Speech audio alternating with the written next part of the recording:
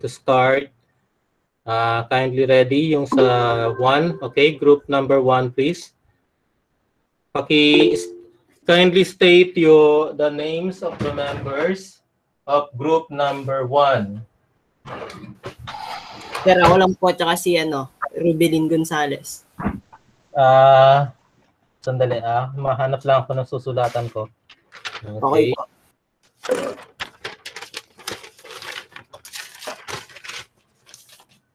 Rubelin Gonzalez and Andre Mediona po. Andre Mendiona. Okay, go ahead. Para po sa amin, sir, disagree po. So number? Death penalty po. Number 1.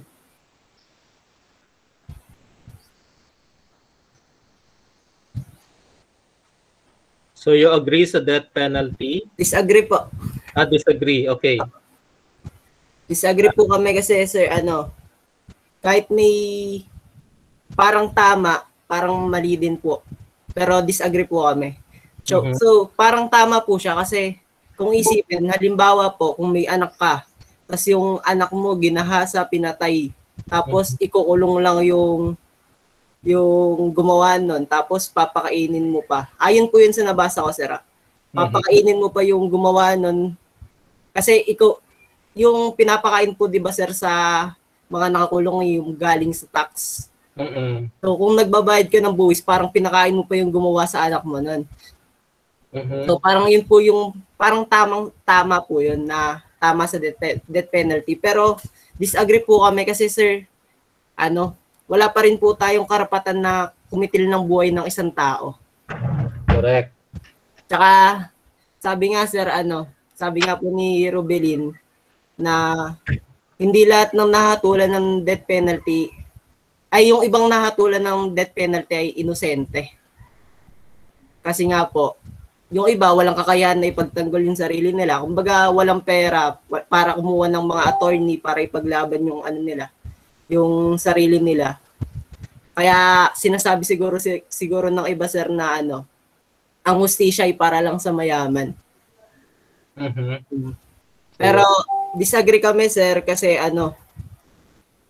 lahat naman ng tao pwedeng magbago. So nakikita naman ng Diyos yung ginagawa natin. Kung alam nating mali ang pagpatay ng tao, bakit pa natin gagayahin na pumatay ng tao sa death penalty? Yun po, sir. Okay, thank you so much for your sharing, and I think there is nothing to be added there.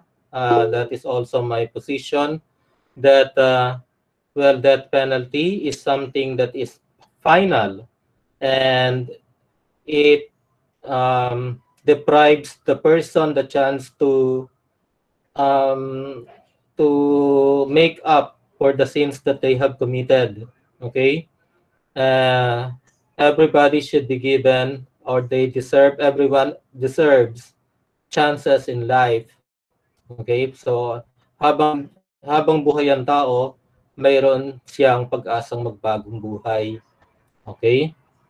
So, meron ba kayong ibang how about the rest of the class? Meron ba kayo na gustong sabihin tungkol doon sa position ni Robelin at Andre tungkol sa death penalty? Wala na po. Agree kayo? Okay. Kung merong hindi nag-agree, sabihin lang Okay, so sino ang gustong magpaliwanag sa number 2? Ako po. Okay. Christine, sino mga kasama mo? Bolivar Janet po. Zafra Charles Sizer. Gonzales Francesca. Pancito Stephanie po. Isa-isa. Ikaw muna, Christine. Okay po. Christine Rose Cortez po. Rose Cortez. Wala pa kasi kayong Schoology kaya sinusulat ko lang muna. Pangalawa? Jeanette Bolivar po. Jeanette Bolivar. Bolivar. Sino pa? Charles Sizer Safra po. Charles Sapra. Apo. Mhm. Next, Stephanie Pansito po. Stephanie Pansito. Next, Francesca Gonzalez po. Francesca Gonzalez. Meron pa? Wala na po. Okay, sige. So yung number 2 po, abortions should be a choice accorded to every woman. Yung sagot po ng group namin is disagree po. Mhm. Dahil po unang-una, dapat maging responsable ka sa mga ginagawa mo sa buhay. Pangalawa, nagiging dangerous to para sa katawan ng ibang babae. Mhm. Pangatlo, yung baby may right to live. Anong malay mo kung yung bata pala na yon magkakaroon ng better life sa future? Huwag nating ipagkait sa kanila kung sila man ay bunga ng hindi ka nais-nais na pagbubuntis. Pang-apat, malinaw na isinaad ng Biblia na masama ang pumatay ng tao at kasalanan ito sa Diyos. At panghuli po, wala tayong karapatan na kumuha ng buhay lalong kung ito'y galing sa inosenteng bata. Very good. Meron pa? Wala na po, sir. Okay. Merong mga women's advocate na nagsasabi na katawan namin ito at may karapatan kaming gawin kung ano ang nararapat sa aming katawan. Ano masasabi mo doon sa sinasabi ng mga ibang babae na yan? Sir, siguro po sila yung mga babaeng hindi na po alam ang direksyon ng buhay. Kumbaga po kung ano na lang po yung mangyari sa kanila na hindi na nila iniisip yung health nila. Mhm. Oo. Ninya, may gusto kong sabihin sa si Maranela? Yes, yung mga nagkasang kamay, go ahead, Ninya. Ninya, go ahead. Ako po, sir. Ay, Okay, sige, Maranela. sa tingin ko po sila, yung mga tao po na yun is yung mga hindi naniniwala sa Diyos. Mhm. Kumbaga, di ba po hindi naman po natin nakita ang Diyos. So baka po naniniwala sila na wala naman po sigurong Diyos, ganun po. Kaya po, kung ano lang po gusto nilang gawin sa sarili nila o sa katawan nila is para sa kanila okay lang. Okay. So, pero meron din tao na mga naniniwala sa Diyos na pabor sa abortion. Di ba? Sir? Opo. Okay. Yeah. Ninya, sige. Thank you. Kasi, Sige. Go ahead. kasi po, Thank you po. masasabi na din naman po natin lang, parang every woman, meron silang plan. Pero paano naman po yung, kasi na-rape sila, kaya sila nagkaanak. So parang they should have a choice to get abortion. So, yung sa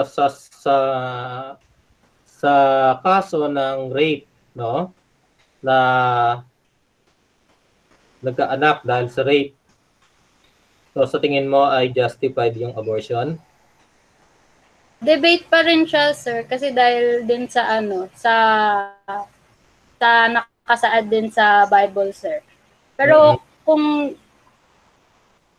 para kasing kung yung trauma nung babae, sir, nandun, makikita niya lagi gano'n. Tapos magre-result pa sa physical na pagsakit sa magiging anak niya. Parang, sir, okay na din na choice nila. Mm-hmm. Okay. So, in that case,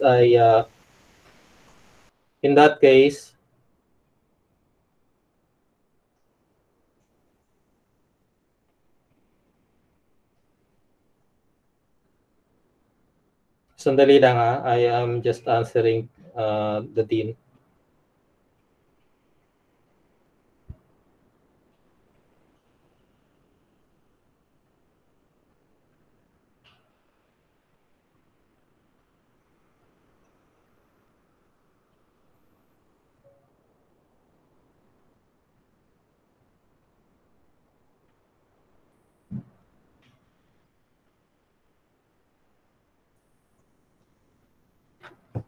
Okay, so uh,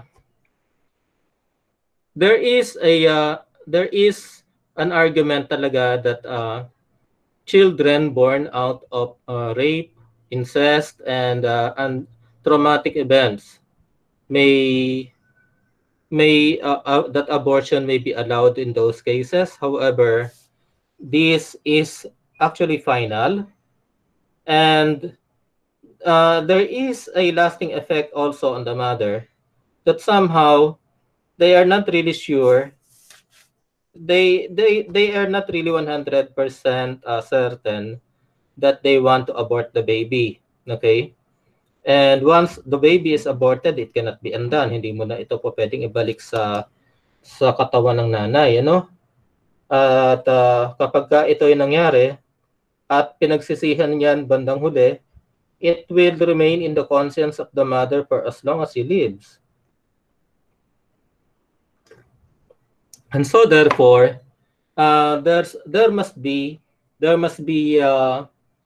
other solution, okay, other help that can be rendered to the mother in cases of unwanted pregnancies born out of rape, incest, and traumatic instances, such as um, allowing the mother to live for a while in an institution where she can carry the baby in privacy and carry it into full terms. And if the mother doesn't like to keep the baby, there should be a program that some institutions will take care of the baby, take the baby away from the mother, kahit na hindi na ipakita sa nanay, kung kailangan, kung hindi talaga kaya, di ba?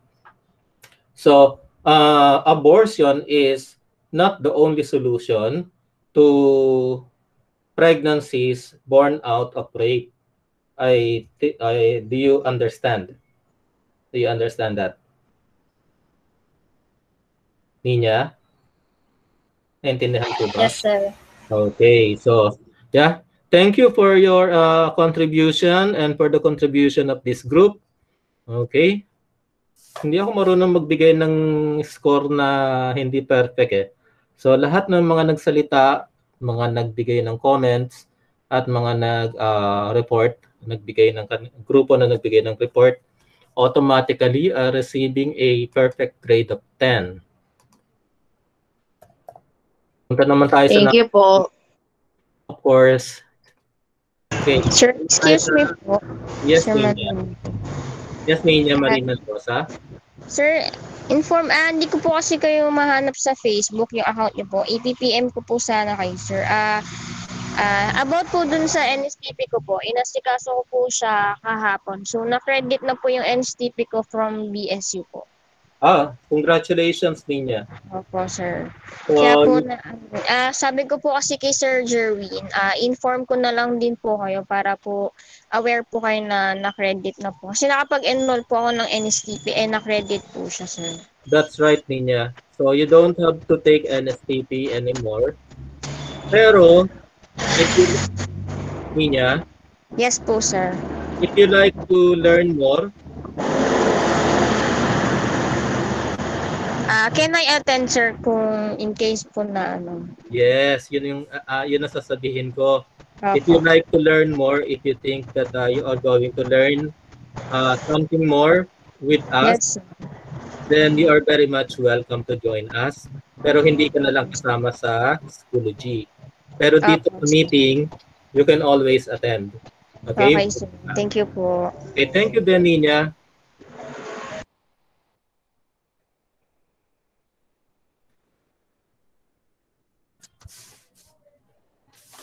Okay, so let's call the group who will discuss the effects of drug in the society. And I think we should also mention here how drugs can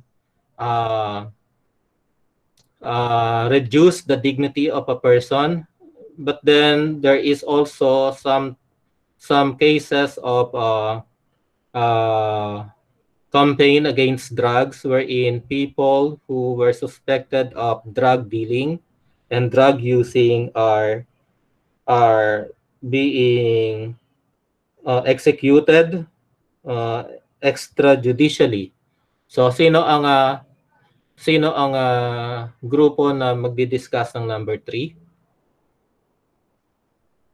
Who's the group in charge of number 3? Okay, Nina Richie. Yung sa amin, sir, Sino kasama mo niya? Agustin John Michael.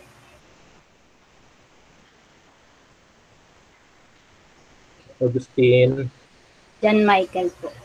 John Michael, Arcega Arian. Arcega, Arian. Trajano Juria.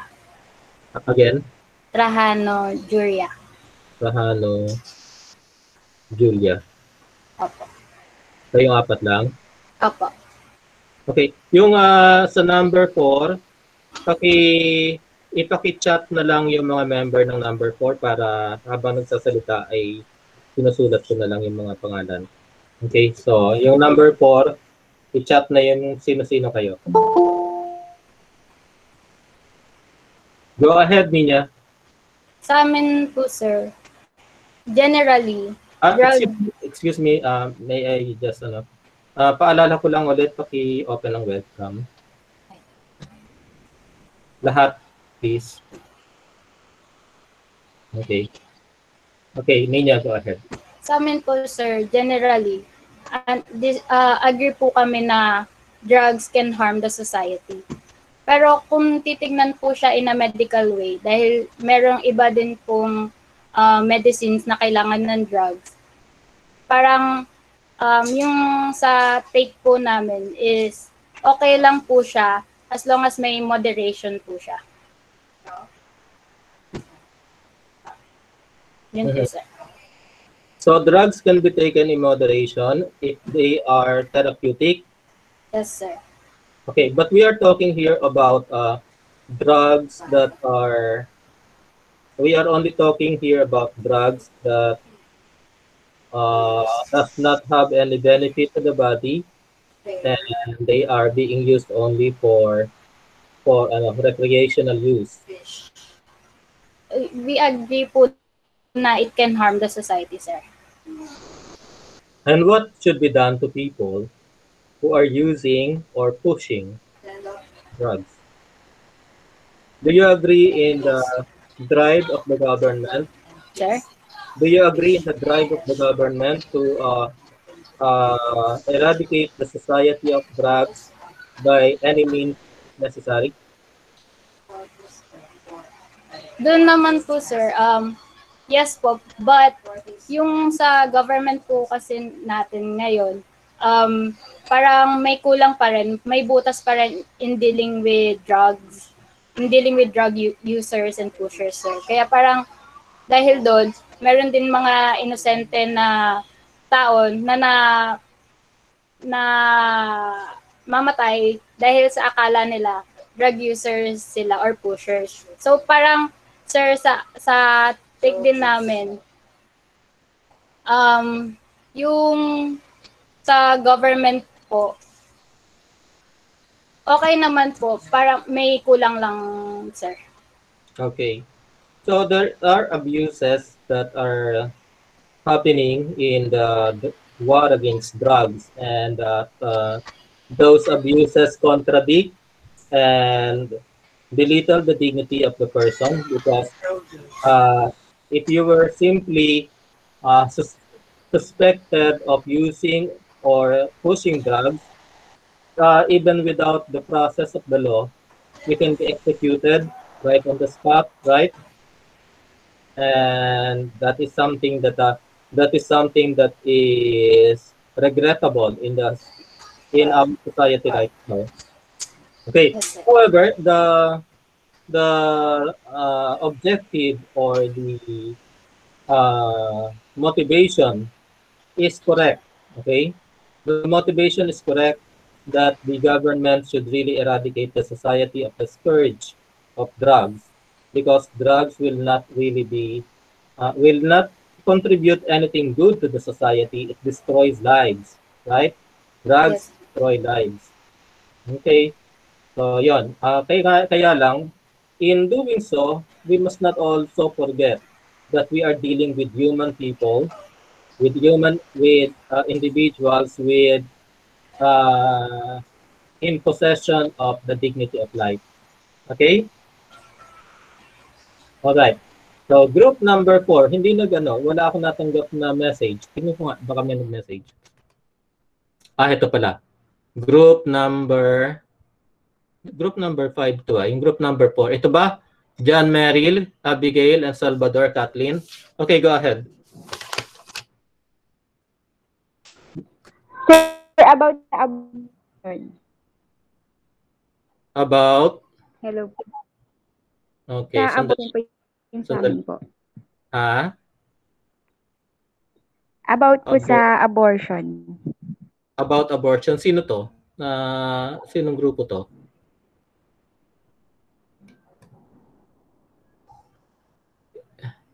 Si Abigail po, Cathy Salvador. Nawawala. John Mary Lottie, Mary po.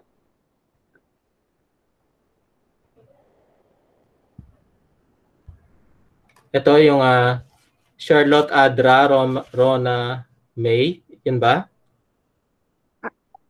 Apo. Okay. Sige. Abigail Abigail Cristobal. Kathleen Cristobal. Salvador Ha? po. Mary Grace. Kathleen Joy Salvador. Tama ba? Apo. Ikaw si Kathleen Joy Salvador. Apo, sir. Okay. Sige. So, abortion din. Apo, sir. Sige, go ahead. Okay po. So, yung napili po namin topic is about po sa abortion. So, based po sa naging opinion namin, naging agree po kami. Kasi po, bilang isang babae, kami po magdidesisyon kung ano po yung dapat gawin namin. Kasi bilang isang babae, yun po magdadala sa sarili niya kung kaya niya bang buhayin or hindi yung bata. For example po, pag yung babae nakaranas ng trauma, halimbawa na rape po, dapat po baguhin yung mindset na kasalanan yung pagpapalaglag ng bata kasi sa huli po, yung bata din po yung magsasuffer.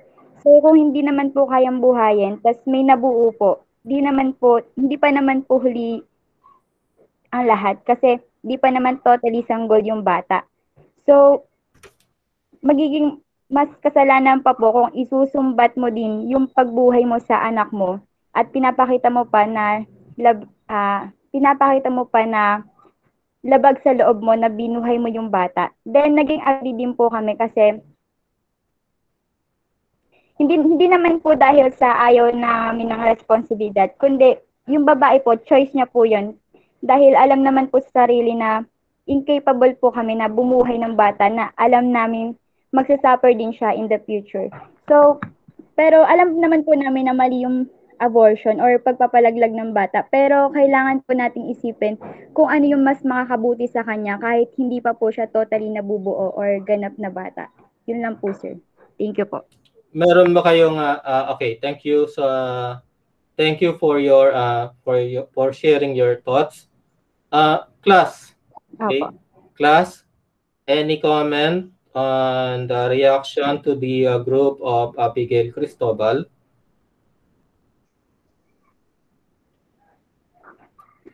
Okay, Christina Bakason. Siguro po ngayon dapat po matuto po tayo mag-control lalo na kapag dating po sa mga sexual activities po. Kung hindi po talaga natin kayang buhayin po yung bata, mas maganda po siguro na mag-control na lang po tayo sa sarili natin. Yun lang po. Thank you, Christina. Anybody else?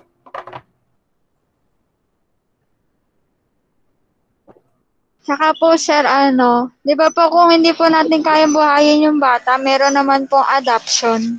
Oo. So, ang sinasabi mo, bakit papatayin? Bakit i-abort? Bakit hindi na lang ipa-adopt? Apo, sir. Okay. Any other? Go ahead, Marinella.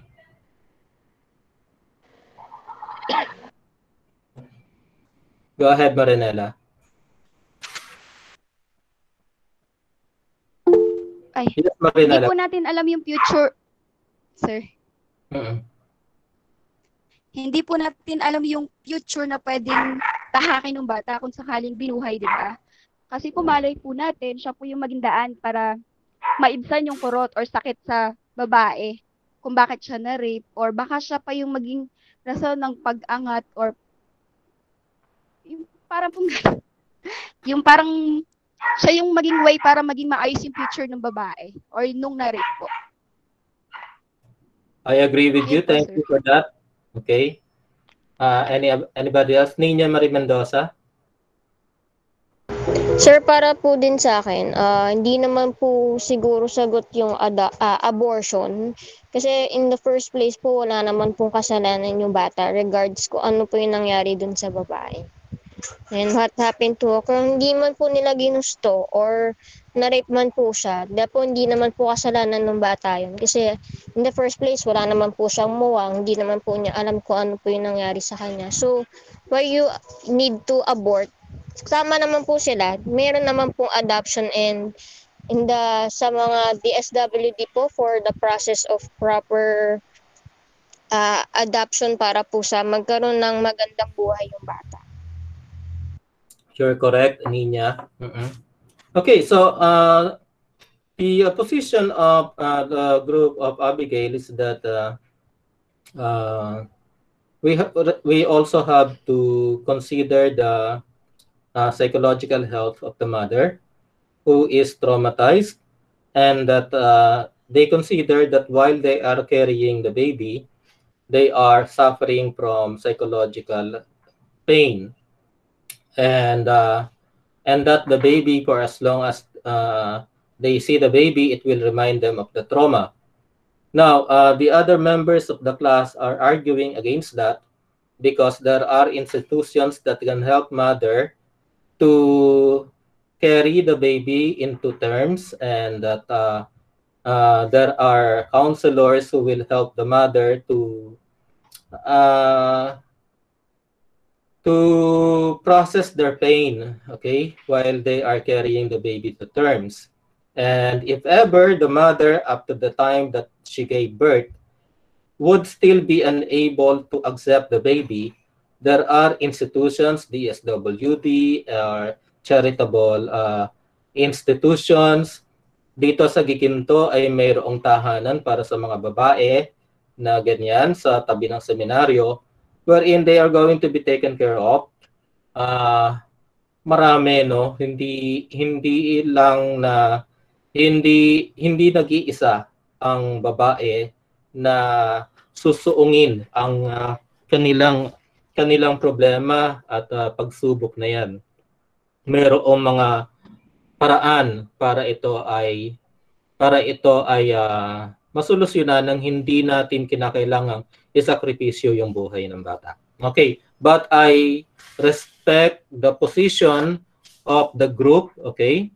And your grade is not affected just because your position is not the same as mine, okay? So, yun. So, who's the next group? Kami po, sir. Okay? Kaso po number 5 po yung sa amin. That's okay. Number 5. Anong grupo mo? Kay Miles po, number 5 po. Physical harm on children po. Okay, sige.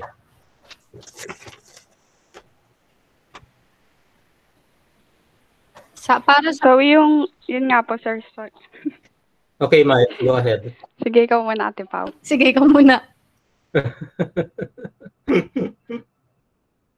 Go ahead. Magka-group naman po kami. Nagkasabay, sige lang. Sa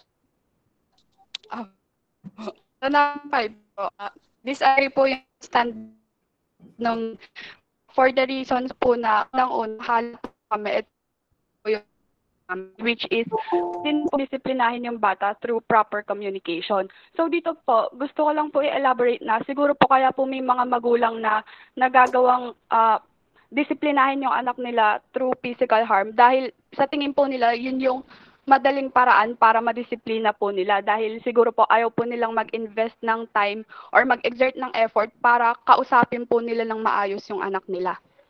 And second po, pwede pong magkaroon ng negative impact, especially po sa mental health ng bata kapag ka po sinasaktan siya physically ng mga magulang niya. And yung third po is juvenile delinquency. So kapag ka po madalas pong ang way ng magulang na yung bata, pwede pong magrebelde siya and maapektuhan din po yung education niya. And last po is yung chain or domino effect, which is pwede pong ma-adapt ng bata yung ginagawa sa kanya ng magulang niya to the point po na kapag nagkaanak siya, pwedeng gawin niya rin po yung bagay na yon. Okay. So sa tingin mo ay hindi totoo yung sinasabi sa Biblia na spare the rod and spoil the child. Kasi nasa Biblia na kapag hindi mo ginamit ang pamalo sa bata ay may spoil mo ito.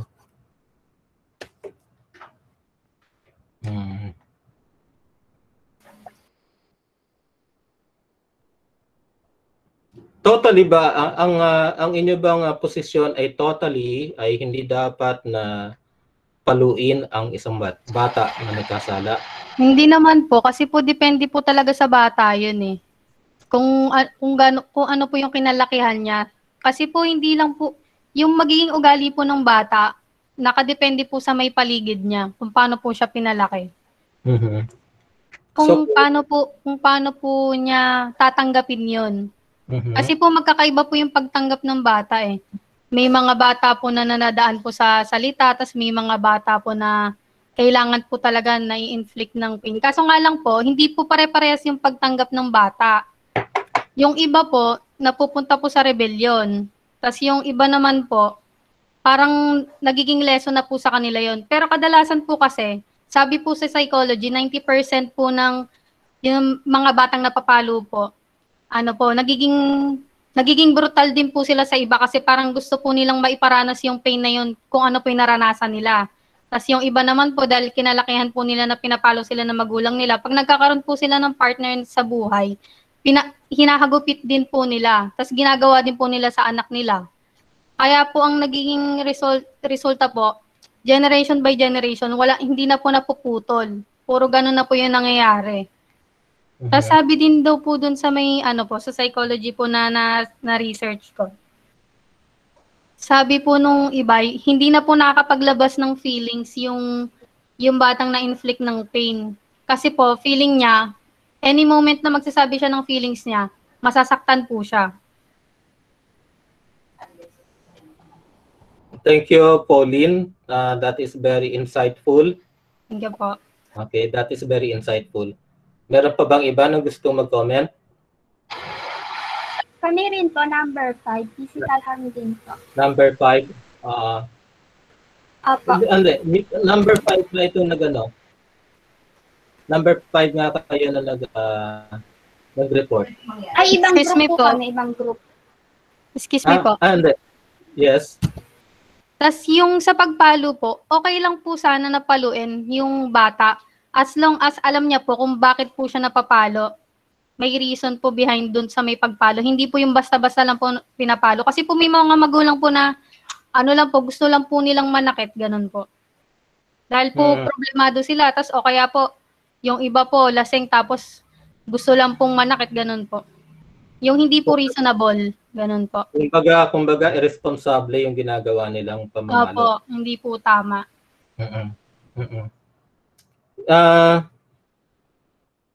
Gusto ko mag-share sa inyo. Okay, ito ay personal kong karanasan. Ako'y hindi sinakta ng magulang ko. Hindi ko naranasan na ako'y paluin ng aking magulang. Pero hindi ako lumaki sa magulang ko. lumaki ako sa aking lolo't lola. At meron akong tiyahin na nag-aalaga sa akin na mahal ako. Sobra akong spoiled nung bata ako at kinaiinggitan ng mga pinsan ko dahil ako yung paborito. Lahat ng gusto ko ay nasusunod. Dumating sa punto na yung inggit ng mga pinsan ko at ng iba kong tiyuhin ay naging nauwi sa pananakit. Na kapag wala doon ang aking lolo't lola at wala doon ang tiyahin ko, ay sinasaktan nila ako at talagang matindi yung ginagawa nilang pananakit sa akin. Ayun. Ang naging epekto sa akin ito ay hanggang ngayon ay merong galit, puot sa puso ko. Kahit patay na sila, tuwing magdadasal ako ay talagang ipinagdadasal ko na pinatatawad ko sila sa kasalanan nila sa akin, pero nagkaroon ito ng malaking psychological impact sa akin. Dahil dito hanggang ngayon ay ginagamot ako ng psychiatrist dahil sa epekto noon sa akin. Ginagamot ako ng psychiatrist at napakarami kong gamot. Meron akong ito, ipinagbabawal na gamot ito sa ito yung ginagamit ng mga addict. Okay? At talagang mga espesyalistang doktor lang ang maaaring makapag-reseta nito. Kung hindi ako iinom nito, hindi ko kakayanin humarap sa inyo at magturo. Gabi-gabi naman, dalawang antidepressant ang iniinom ko na pampatanggal ng kalungkutan, na kapag ito ay tinigil kong inumin ay malulunod ang pakiramdam ko sa sobra-sobrang kalungkutan na nararamdaman ko, na parang mayroong napakabigat na bato na nakadagan sa dibdib ko. Nung una ay isang gamot lang, pero hindi ito tumatalab. At ito ay ikinombine sa isa pang malakas na gamot. At fortunately, ito ay nakatulong sa akin ngayon para maging maka-function ako. I could function normally. Okay? Pero hindi pa rin ganoon kasaya ang pakiramdam ko. Hindi pa rin ganoon kasaya. Hindi ako nakakatulog, nahihirapan akong matulog. Dahil pagka natutulog ako, hindi ako dalawin ng antok. Kaya kinakailangan ko rin na uminom ng pampakalma, pampatulog gabi-gabi. At kung minsan, nagkakaroon ako ng panic attack, anxiety attack sa umaga, so kahit anong oras sa maghapon, nagkakaroon ako ng anxiety attack. At pagka nangyari yon, nagha-hyperventilate ako, o kaya naman ay hindi ko makontrol ang emosyon ko. Kaya meron akong laging nakahandang gamot para sa anxiety attack. Yung mga gamot na ito, lahat ay pinagbabawal na ipenta ng walang reseta, at ito ay nakalista ang mga pangalan ng bumibili sa PIDEA. Dahil sa karanasan ko nung bata ako, hanggang ngayon ako ay nagdurusa psychologically. At kung hindi ako binigyan ng Panginoon ng kakayahan na magturo at kumita, wala akong patutunguhan dahil ang aking mga gamot ay napakamahal. Napakamahal. Meron akong, hindi ako senior citizen, kaya hindi ako, wala akong discount sa gamot. Mabuti na lang, nagkaroon ng sinabi sa akin ng aking psychiatrist na merong kasama na sa PWD ang mental or psychological disorder. Kaya nung magkaroon ako ng PWD, nagkaroon ako ng discount sa gamot. Pero kahit na ganun pa man, yung kinikita ko sa bawat buwan, nakalaan doon ng halos 5,000 piso na ginagastos ko sa gamot. At sa pakiramdam ko ay meron pa sanang makakaranas pa sana ako ng mas nag-uumapaw na kasiyahan kung wala akong depresyon. Kung wala akong depresyon. At mas magiging buhay ang pakiramdam ko, ang aking buhay, kung wala akong anxiety. Okay? Pero ito ay ninakaw sa akin, okay, tinanggal sa akin ng dahil sa karanasan ko na hindi dapat ipinaranas sa isang bata. At hanggang ngayon ako ay 55 taong gulang na, ay dala-dala ko pa rin yan. Dahil dito, ginusto kong maging pare. At nakapag-aral ako hanggang sa halos pari na ako. Pero yung sakit ko ay naging halatain sa seminaryo dahil nung mga panahong yon ay hindi ako ginagamot. At lumabas yung aking mga anxiety at nakita yon ng mga pari sa seminaryo. At lagi akong binabangungot gabi-gabi, nagsisisigaw ako. Nang makita yon sa seminaryo, ay minabuti ng mga pari na pahintuin ako dahil magiging mahirap para sa akin ang maging isang pari ng mayroong depression at saka anxiety.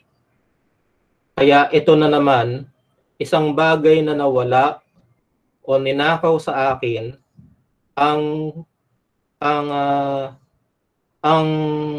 tsansa na ako sana ay maging pare. Tapos na yung pag-aaral ko, 9 na taon at kalahati na akong nagbigay ng panahon ko para sa pagpapare.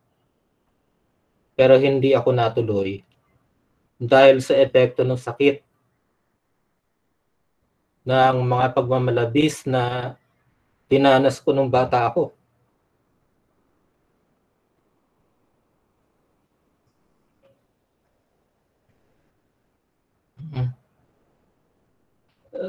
Sorry ha. Pasensya na po. Okay lang po, sir.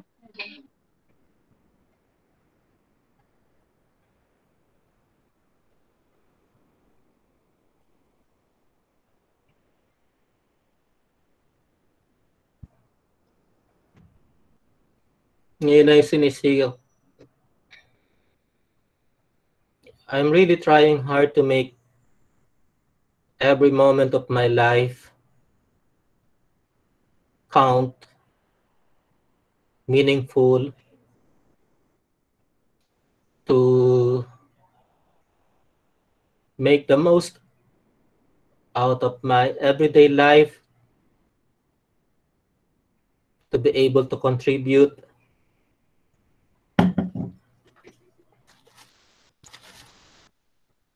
to help as much as possible you people who are entrusted to my care, so that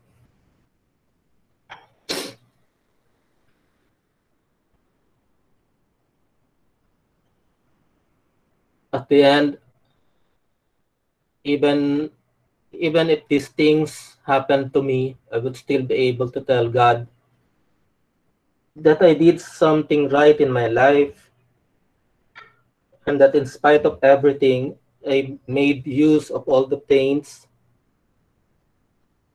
of the woundedness that I had,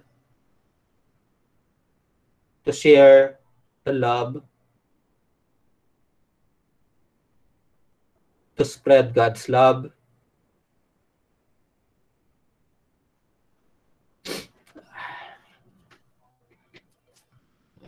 I think that explains everything. Thank you so much, and I'm sorry about being emotional. Can we move on to the next group? Number 6 po, sir. Prostitution is an acceptable profession. Okay, you are Group na number 6 po. Prostitution is an acceptable profession. Ka-member ko po si Jomar Nicolas tsaka po ako, Marinela Sales po. Okay. Jomar Nicolas.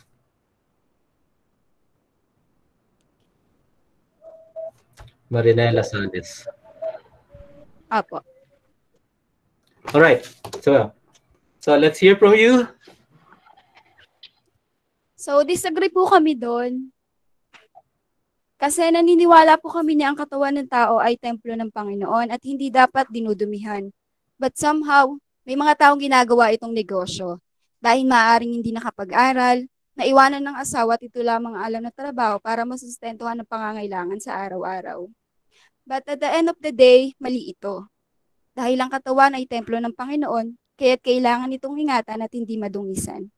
Ang ating katawan ay isang obra ng Panginoon, kaya sino tayo para lapastanganin ito? Pagkus, dapat itong pangalagaan. Yun lang po, sir. Thank you so much. So, yes, our bodies Thank you po. are gift of God. And as we said, we are made in the image and likeness of God. And if we are going to use our body for prostitution, then we are not making use of this. We are actually destroying the dignity of our body in spite of poverty. Okay, prostitution is a lazy man's way out of poverty.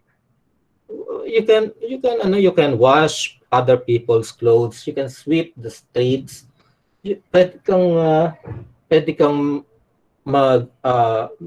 mamulot ng mga basura at ibenta ito. Maraming iba't ibang paraan other than prostitution. And another evil of prostitution is that you are also an instrument to make, you become instrumental in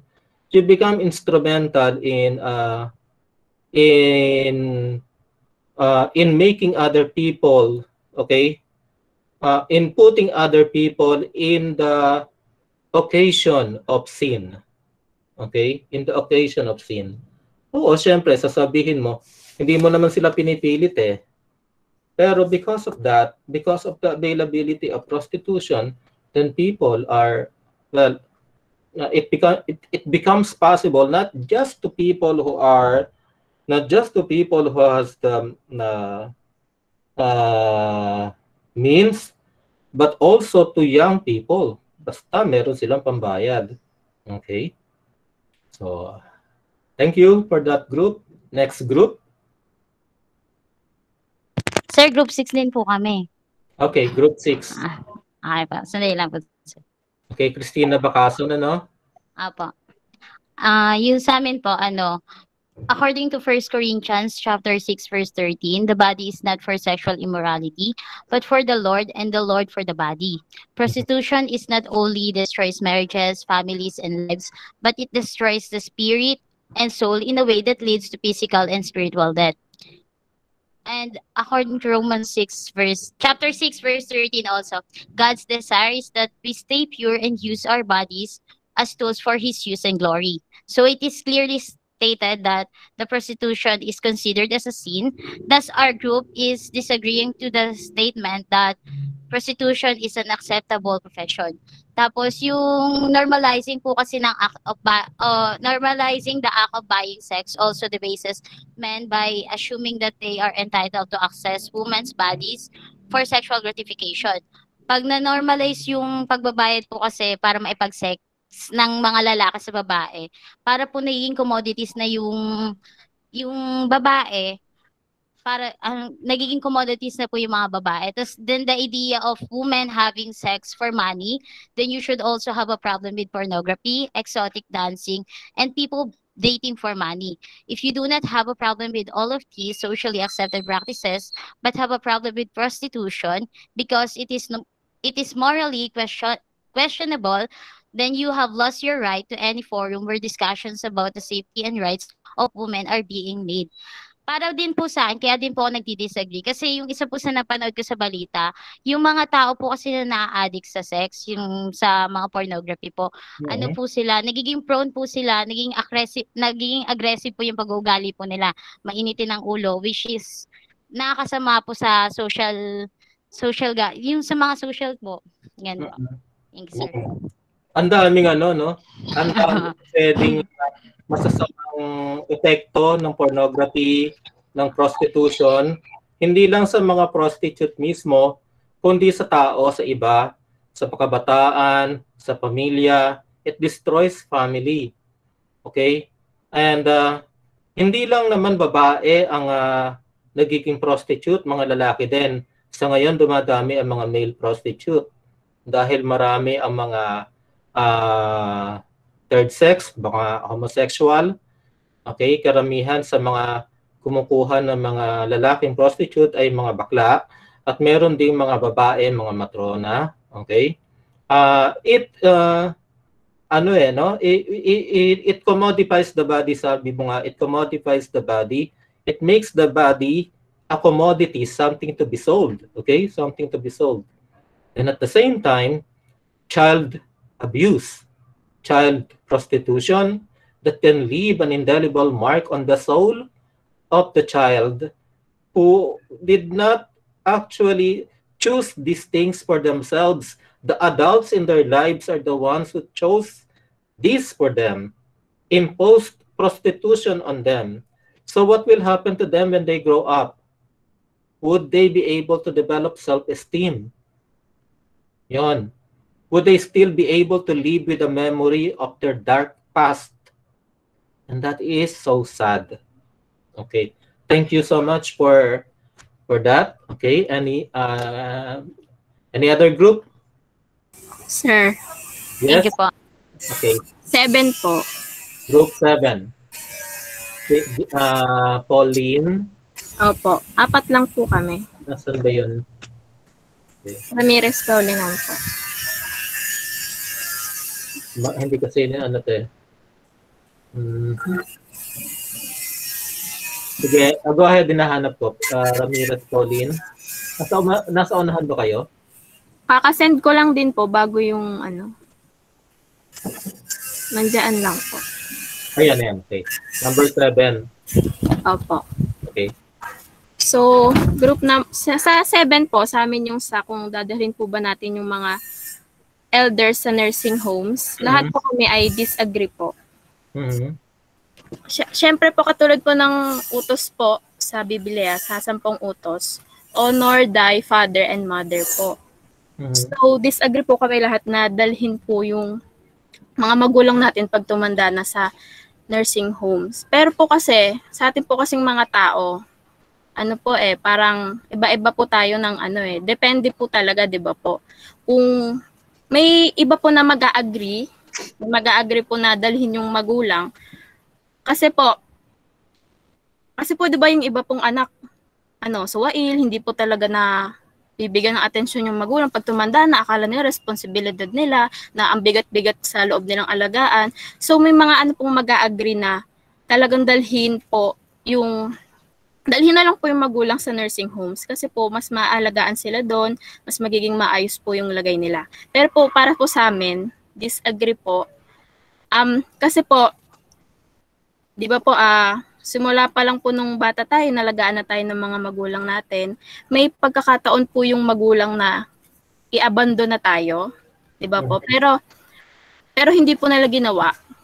Parang they choose to take care po sa atin na simula pagkapanganak hanggang sa paglaki natin. So, ito pong paggawa natin ng pag-aalaga sa kanila pag tumanda sila is hindi naman po responsibilidad Kasi may mga nagsasabi po na, may mga nagtatanong po na kung responsibilidad ba talaga ng anak na alagaan yung magulang pag matanda na.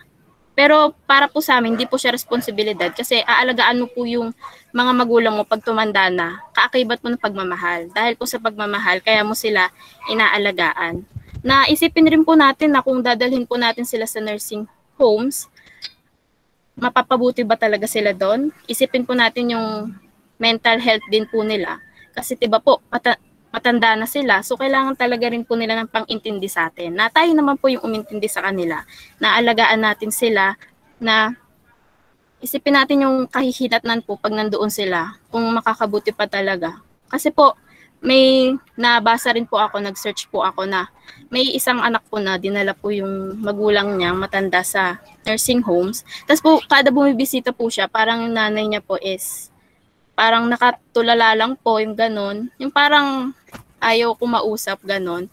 So parang inaano po na isipin din po natin yung kalagayan nila. Kasi po, patanda na sila. So dapat magiging kasama po nila yung mga komportable talaga siyang kasama.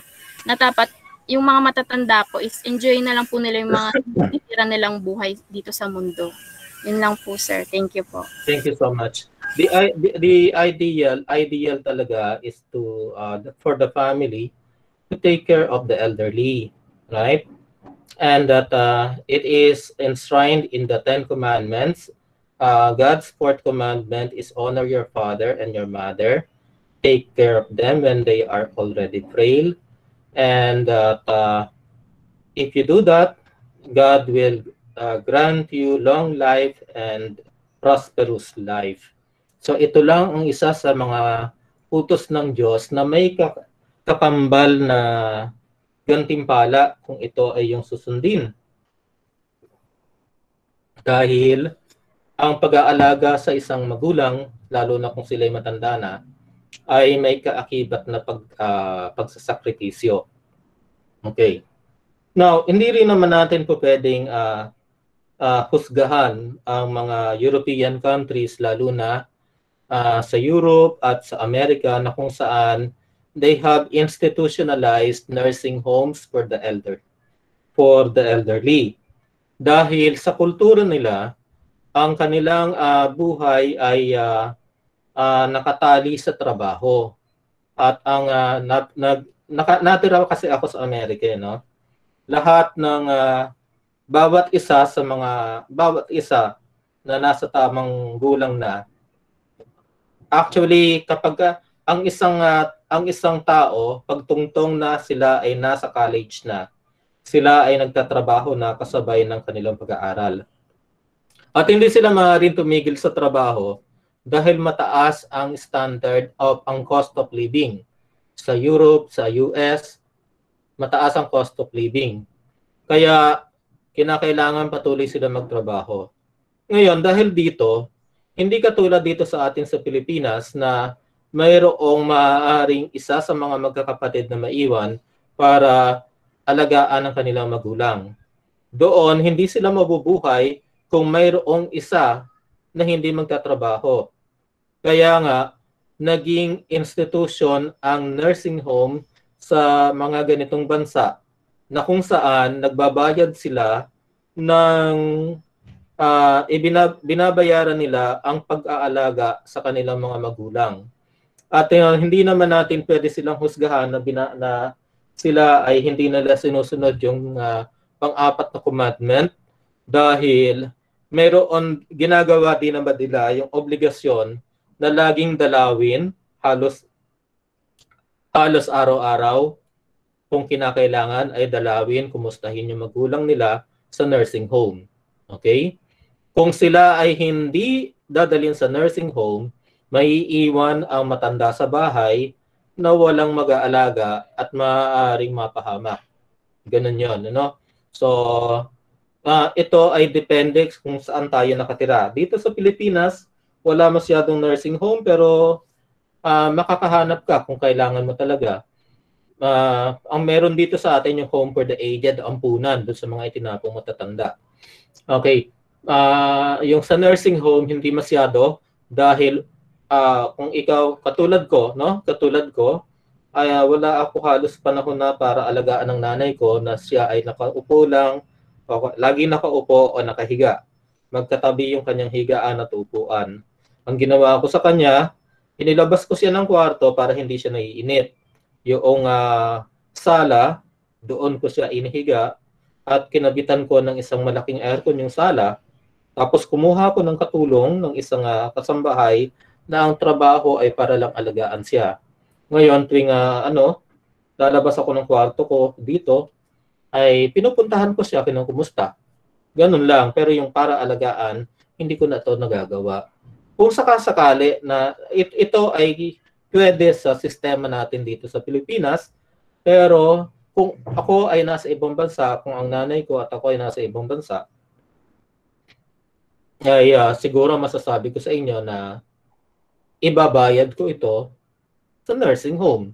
Dahil ang bayad sa personal caregiver, yung pupunta sa bahay para bantayan ang may sakit o yung matanda ay $15 per hour.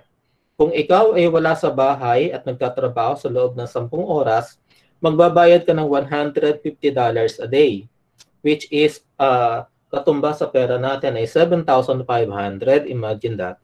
7,500 a day for a caregiver. Ako ang binabayad ko sa caregiver ng nanay ko ay 5,000 a month. Sa Amerika, kung yun ay gagawin, that's 7,500 a day. Ayan. Kaya naging practical ang nursing home at may mga nursing home talaga na dekalidad na kung saan ay napakaganda ng care, mayroong mga talagang therapist, may mga activities na binibigay sa matatanda para hindi sila mainit. Meron silang mga recreation, socialization, nagsasayaw sila, naglalaro. Ito ay maganda rin, no? So it is not an abandonment, okay? Nursing home is not an abandonment. It is a necessity that depends on the country and the culture of the people. Okay? May reaction or comment? Sir, Group 7 din po kami. Okay, Giancarlo, Group 7.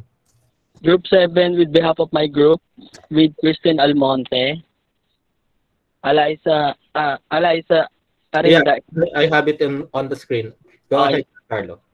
Sir, sa akin, sir, based on our brainstorming, we are all disagree about it is acceptable to have our elders to take cares for nursing homes and other institutions for elderly. Sir, first of all, sir, is a moral na pananalita, sir, is I get the point, sir, na sinasabi niyo po at na yun nga po hindi naman po yung abandonment. Pero let me just clarify, sir, na yun nga po, di ba, yung biyak po na sa amin, parang bilang pagtanaw ng loob sa mga magulang natin na naghirap. Sir, kasi first of all, nung pinanganak nila tayo, meron din silang choice. Either ilagay tayo sa orphanage or alagaan tayo. Di ba, sir? Pero pinili nila, sir, na alagaan tayo. Di ba, sir? Tama po. So, doon pa lang po sa point na yun, babalik po yun sa atin. May choices din po tayo. Either ilagay sila sa elderly facilities or alagaan sila. So, to bring back the favor, hindi ko na po maka-question yung mga taong nilagay sa elderly facilities. Pero, based on our group, sir, we are all disagree. And secondly, sir, based on God's commandments nga po, honor your father and mother. And God will bless you. Yun po, sir. I believe in the law of man and law of God, nothing is above the law. And secondly, sir, sa main topic po, nasa tao pa rin po yun kung ano yung mas matimbang sa kanya. Kasi, sir, honestly, I testify, I have a lot of family members living in abroad, mostly in America. And I'm proudly say, sir, na one of my aunties are establishing a foundation which take care for the elderly and women which abandoned by their child. Ang pangalan po is kalimutan ko yung program nila. Parang ganun, sir. And also, sir, dito rin po kasi magfo-focus yung topic about will, 'di ba, sir? Are you willing, 'di ba? Parang willing ka ba na alagaan yung parents mo? Yung kapalit nun is yung gagastos ka and also yung time mo. Nasa tao pa rin po yun kung ano yung mas matimbang sa kanila. Pero pag magbe-base po nga po tayo sa Bible and also magbe-base tayo sa morality, syempre ang tama at higit na nakakaangat, sir, is yung piliin na alagaan yung magulang natin. Di naman po kalakihan yung sahod nila doon sa US and may times na talaga naghihirap sila pero they strive for it. Like how our parents strive to give us a quality life and a quality education. Diba sir, just to be fair, Kung naghirap ang parents natin mula pagkabata natin para mapag-aral tayo naman, this is our chance na tayo naman yung mag-strive. Diba, sir? Parang, and also, sir, based on one of my groupmates, natural po, sir, na yung mga parents natin is, syempre, pag tumatanda na, kumukulit na yung mga yan, parang gusto nila lagi silang may attention. Parang nawawala po yung freedom nila na ma-express yung feeling nila kasi nandun lang sila. Gusto nila dalawin yung anak nila, kamustahin. Kasi alam naman natin kung gaano magmahal ang isang magulang. And also, yung gusto nilang maka-interact yung kanilang mga apo, yung grandchilds and grandchildren. And one example, sir, yung my great-grandparents na si Lala Roman is talagang nag-strive siya para mabigyan ng magandang buhay yung kanyang anak na napapayabong o na-cherish hanggang sa kanyang pinaka-apo-apuan. So, regarding this topic, the problem is the final say is depending on the people. But we stand na dapat hindi ilagay sa elderly homes or facilities ang isang magulang. In any aspect, sir, I stand no. That's all. Thank you. Thank you, thank you very much, JC, Giancarlo. That was really very idealistic of you, and I respect that. Actually, yun nga talaga dapat, no? Kung hanggat kaya natin at magagawa natin, tayo mismo ang dapat na tumangkilik sa ating mga magulang. Okay? Jenny, you raise your hand. Sir, yung sa amin po, yung topic 5 po kasi yung napili po namin. Kaso parang medyo sensitive po kasi yung topic sa inyo. Kung pwede po, i-state na lang po sana namin yung arguments po namin, kung okay lang po sa inyo. Ano ba yun? Physical harm? Hindi, okay lang. Sige, go ahead. That's okay. Sige. That's okay. I can manage myself. Ano ko lang. Sige, go ahead, Jenny. Nasaan yung mga members mo? Nasa taas po, chinat po ni Kimberly Almosera po. Okay, nakita ko na. Joy Alejandro, no? Opo. Okay, sige. Go ahead. Don't worry about me. I can take it. Ako po yung magsasalita. Okay. Meron po kami disagree po kami. Meron po kami 4 na opinion why we disagree dun sa physical harm ng mga parents. Una po, disagree po kami kasi pwede po makapag-cause ng trauma sa bata. Pangalawa po, may iba pa namang ways to discipline aside from physical harm at walang assurance na pipino yung bata kahit pasaktan mo. Pangatlong opinion po namin, pwede maka-apekto sa mental health ng bata yung physical harm tulad nga po ng opinion ni na Miles po kanina. Pang-apat po, normal lang sa bata na magkamali sila, lalo na po yung maliliit na bata kasi nga po, curious sila sa maraming bagay. Gusto na itry yung, sa dami na nilang gustong itry, di nila alam kung alin po ba doon yung tama or yung mali po. Yun lang po. Thank you so much. Thank you very much. Everything, a lot of things has been said about the impropriety of using physical punishment to correct a child, okay?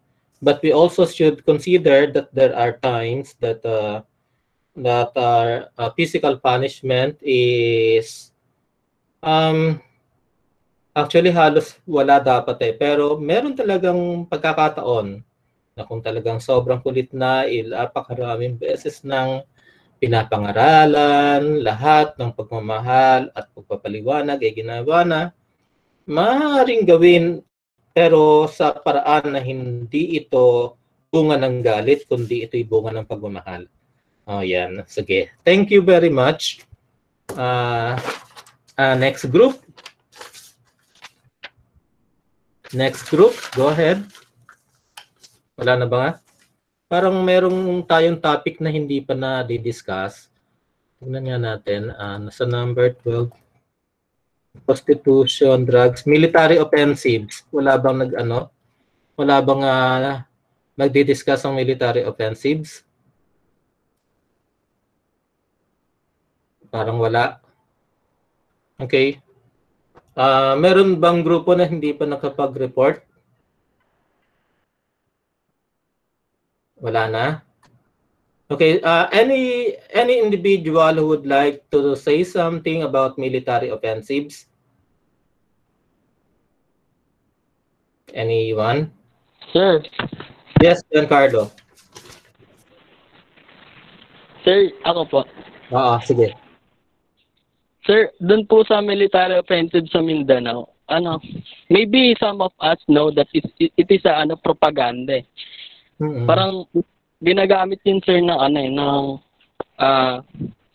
politics ng mga officials para masiraan yung isang politicians din. And also sir, ang main problem kasi sa terrorism, based on my research and also other documentaries that I read and I watch, is the main problem is not the people. Because they are all our countrymen. Kababayan natin sila. They should not experience those harm. And also, there's those situations that they're in. Ang main problem dun, sir, is the ideology. You can kill the person, but the ideology is not. Parang, kasi, yung terrorism is nakatatak na yun sa bakit hindi mo ubos ang terrorism? Kasi sila mismo, yung pamilya nila mismo, is member ng terrorism. Main example, sir, I experienced na may isa ko na encounter na naging close ko siya, na sa sobrang close namin, nag-open up siya sa akin kasi taga Mindanao siya.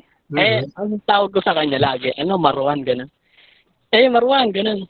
And then, one time, nag-uusap kami, nagsalita siya sa akin, nag-share siya sa akin. Sabi niya, alam mo bro, pag pumunta ka sa amin, hindi ka tatagal.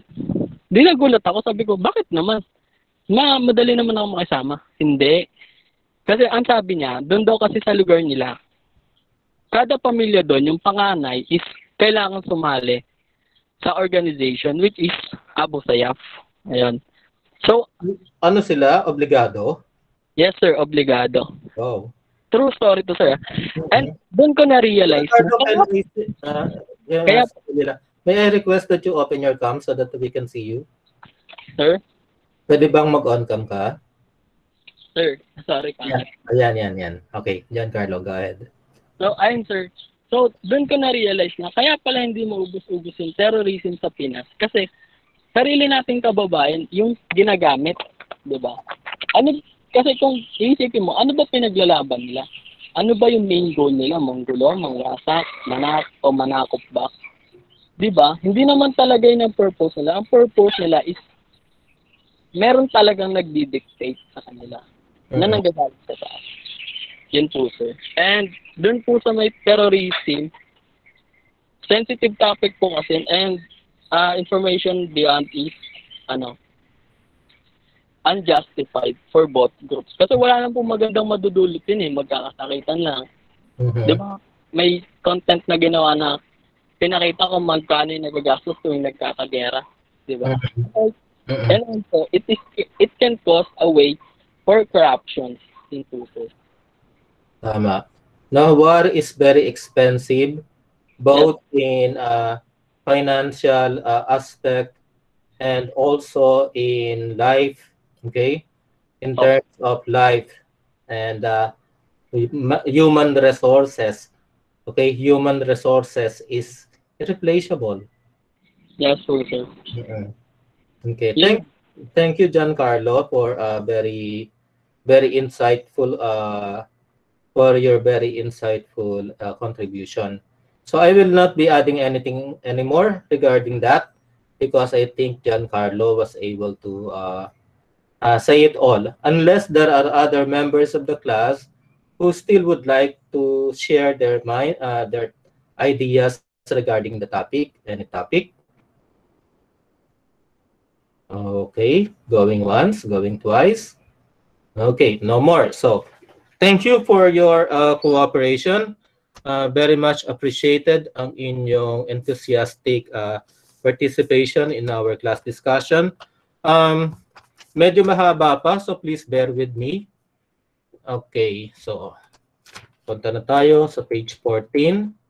We have order is the sanity of the mind, the health of the body, the peace in the city, the security of the state, As the beams of the house, as the bones of the body, so is order to all things. That was said by Robert Southey. Um, Whenever there is order, we know that the proper place of all things. Okay, so when you put things in order, you can actually become more efficient. If there are things in your mind, ideas in your mind, and you put them in proper perspective, then you are going to have a healthy mind.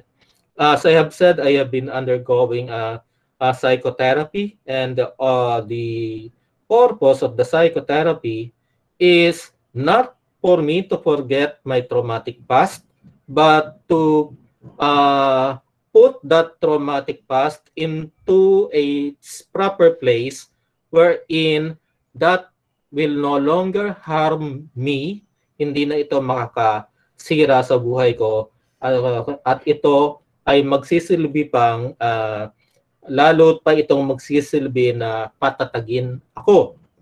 Ganun din, no? So, everything that is in our mind, okay, should have their proper places.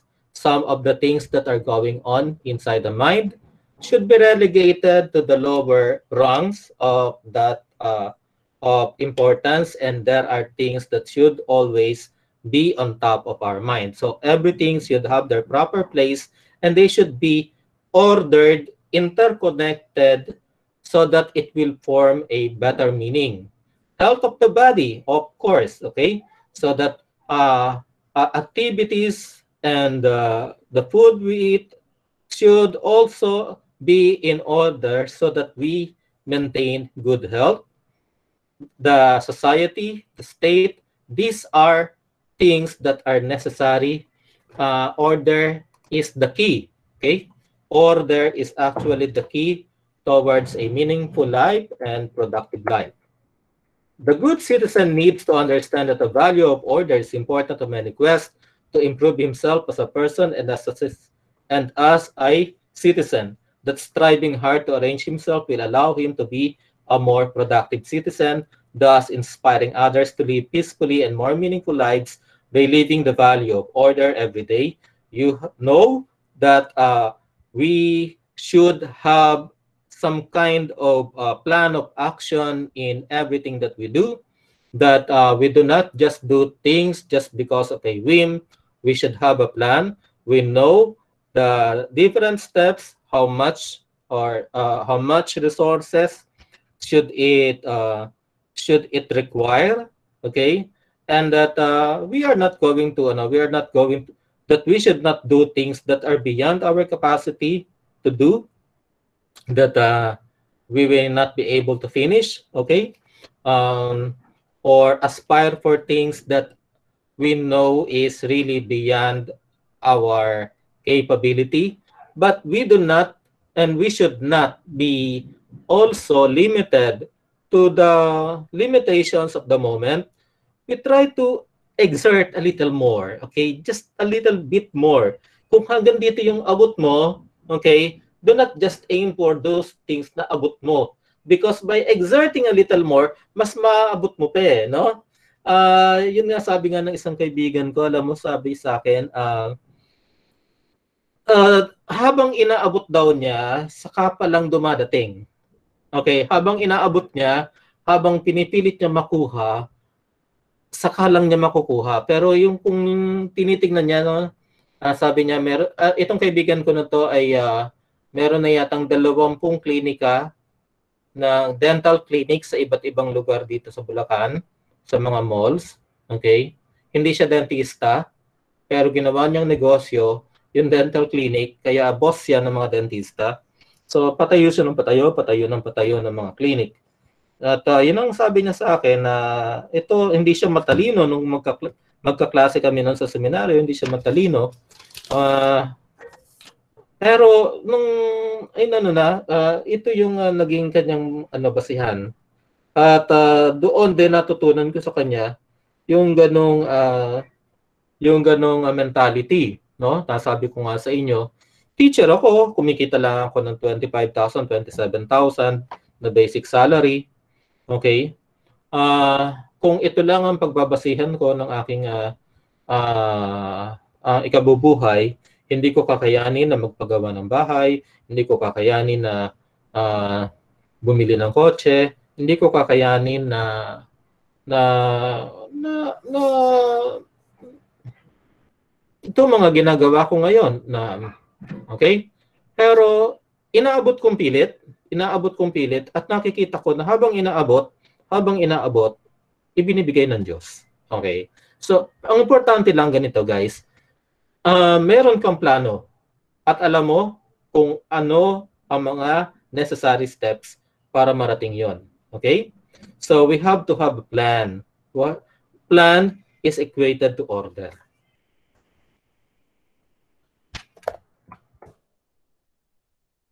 Good citizens need to understand that the value of order is important. Okay. Parang the same lang. Okay, work. Activity involving mental or physical effort done in order to achieve a purpose or result. In economics and sociology, the activities and labor necessary to the survival of society. In Rerum Novarum, or Things New, an encyclical written by the Pontiff, by the Pope, it says that everyone deserves to have work. That work is necessary for the dignity of man. Okay? That when you are deprived of the right to have a job, to work, then it is a depravity of personhood. Okay? So the state, everyone should strive to make jobs or work available for everyone. Actually, a lot of times you are being defined. We are being defined by the work we do. Okay? Upstairs, handon si Nori na kilalang kilala bilang Noring Carpintero. Okay? Na siya ang isa sa mga pinakamagaling na karpintero at kilala dito sa Bukawi na talagang pulidong-pulidong gumawa. Siya ay masasabi natin na kapag binanggit ang pangalang Nori ay ang unang-unang papasok sa isip ng mga tao ay lamesa, aparador, estante, bahay. Okay? Dahil yon ang kanyang specialty. Okay? Pag naman sinabi nila, Lito, Sir Lito, kaagad ang maiisip nila doon. Ang maiisip nila kaagad dito ay eskwelahan, profesor, simbahan, pari. Dahil nakikita nila ako, matagal na panahon na tuwing makikita ako ng mga tao, ako ay nakasutana. Okay. Work. Okay? So, work should always be available for everyone. Let's not settle with mediocre work. Mediocre is basta magawa lang. Okay? And this is very unfortunate that a lot of people nowadays are simply satisfied with just being able to provide, comply with just the minimum. And this is maybe the reason why a lot of people are living in abject poverty, because we are satisfied with the bare minimum. If you are going to be satisfied with the bare minimum, hindi ka aasenso eh. Okay, hindi tayo aasenso. Dapat ay kung meron kang gagawin, gawin mo ito in an excellent manner. Okay, guys. When I was a seminarian, and one of the servers in the church, in our church, I had a gift. And that gift that I thank God for is the gift of a very sweet tongue. Okay, I have a very good command of language, so much so that people who are listening to me are entranced when they listen, because I speak so good and I speak really very fluently. And I made use of that. Okay? I made use of that talent because it was a God-given talent. So much so that I have been really very sought after by a lot of people in different places. I was being invited to become a retreat facilitator, a recollection master, someone who gives seminars. Okay, now, but then that kind of work defined me, and I was known to be that person. Okay, but then something happened. When I got a little bit older, I had a stroke, and a mild stroke. And with that mild stroke, it carries with it aphasia. Na aphasia is the inability to find the right word to say at the right moment. You forget the word. You forget the word. And I lost the gift. I lost the gift. Nagkakautal-utal ako, tumigas ang dila ko, hindi I even became a very poor English speaker. Okay? Once I was a very good English speaker, but I became a very poor English speaker. And I was crying, and I was really I could not really accept it. What happened to me? Hindi ko alam na na-stroke ako because it was a mild stroke. Okay? But I was slurring, my speech was slurred. My saliva, they I could not control my saliva. So people get wet, they shower. Okay? I really could not control it. Okay? And one of the biggest effect was aphasia. That is, I forgot the words. Okay? But that did not stop me. I did not stop teaching. I did not stop preaching in the church. But I was unhappy, and people noticed that something was wrong. My students approached me.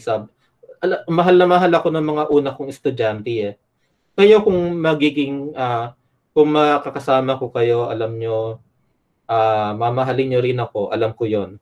Yung mga BSA, mahal ako niyan. Nakasama ko na kayo. Yung mga estudyante ko na to, talagang sobra-sobra yung pag-aalala sa akin.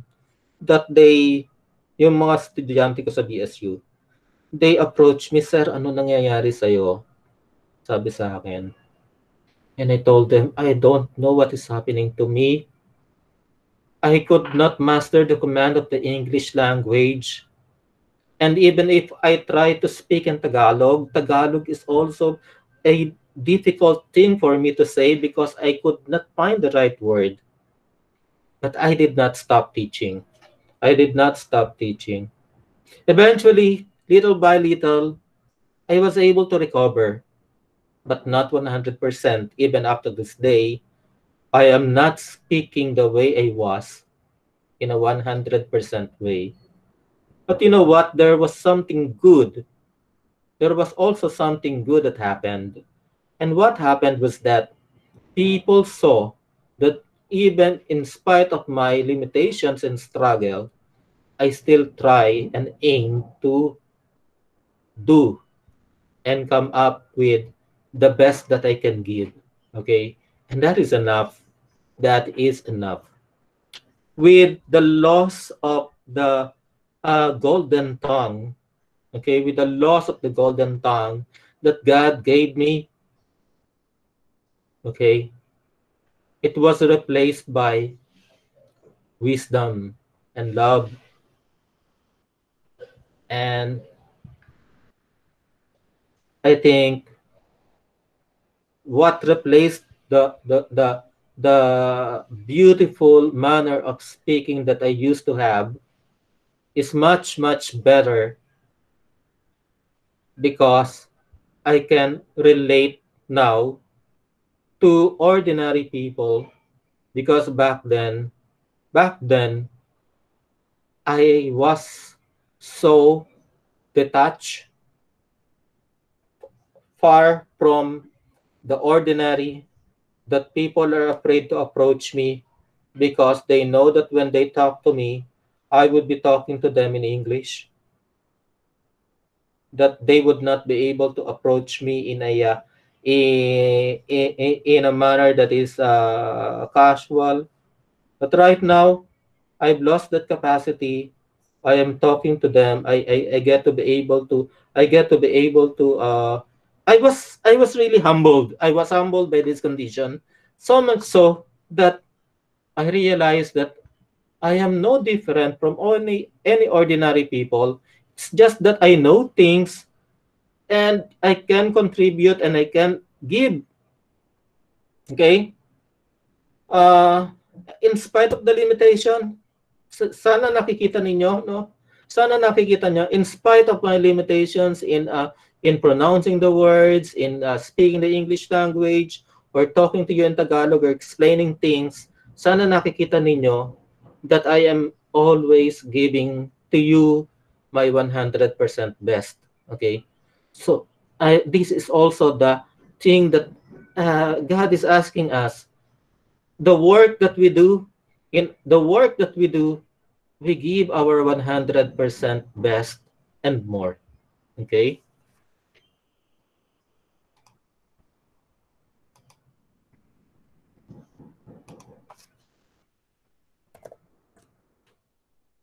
Then we have this concern for family and future generation. Uh, the family is constantly challenged by the demands, trends, and ills of the world. Every person should strive to defend and preserve it. The family is the best person's refuge, source of love and good values in a world constantly assailed by immorality, violence, and materialism. The family is actually in right now is in danger of immorality because of the availability of all things of these things that back then is not something that any child would have an access to. Okay, we have the internet, and the internet can really show lewd things to everyone. Okay, I think all of us here maybe has been guilty of looking at one time or another in images that we are not supposed to see. Okay, and then violence. You watch a movie and you see violence, materialism. That is, it is as if that you are only going to be to feel that you are important if you have things in life. No, okay, it doesn't define a person. The things that you have doesn't define you. Every member of the family has a role to play, the duty and the right to give and receive love and respect. The strength of the family lies in its values and the commitment of its members to responsibility, hard work, and morality. So everyone should work together in order to keep the family values, to keep every members of the family, to help every members of the family, not to spoil them and give them tell them you don't have to work anymore, I will provide for you. No, every members of the family should work together to eventually be able to live an independent life.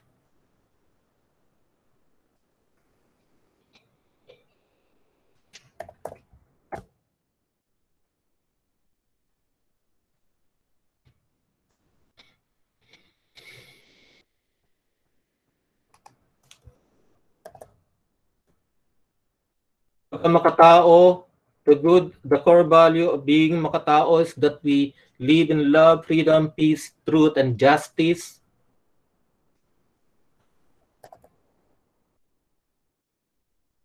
In 1 Corinthians 13, we said that love is the most important thing, that love is patient, love is kind, it does not envy, it does not boast, it is not proud, it does not dishonor others, it is not self-seeking, it is not easily angered, it keeps no record of wrongs. Love does not delight in evil, but rejoices with the truth. It always protects, always trusts, always hopes, always perseveres. If I have everything in this world, okay, if I can speak in tongues, but I have no love, then para lang akong isang batingaw na umaalingaw-ngaw. Kung wala namang pag-ibig, wala itong kabuluhan. Sabi na San Pablo in 1 Corinthians 13. This is really very beautiful. That things motivated, okay, actions motivated by love give it value, okay? But when things done without love, then it is worthless, okay? When we think about, when we love, we are patient. We wait, okay? We are willing to wait. We are willing to give another people a chance. We do not, when we love, we do not resort to violence. We are kind. We give them a chance. You know what? As a teacher, I have two things that I have to consider when I am giving a grade. First, I have to be fair. Okay? Secondly, I have to give students a chance in kindness. Right now, students are approaching me, asking me, Sir, why the grade? Lagi naman po akong uma-attend. Bakit 2.5 ang nakuha ko? My answer was, as your teacher, I am only giving you back what you gave to me. The scores that you had, the scores that you had in your exam did not qualify for a higher grade. What can I do? But then the student again asked me, told me, Sir, is there any other way? Are there things that I can do to improve my grade? And then I told him, kaya nga sabi ko sa inyo kanina, I was talking to the dean. I told him, let me just talk to the dean first and ask for permission. So I gave them another chance. That entire section kasi received really very low grades from me and it hurt me. Hindi katulad nitong sa BSA, yung isang section, hindi kayo. Hindi katulad ng sa iba. Yung BSA saka yung BSME na mga section na tataas ng mga grades eh. Pero itong ano na to, meron kasing kultura bawat isang mga section. Ang tataas ng iba pero sa kanila talaga ang baba.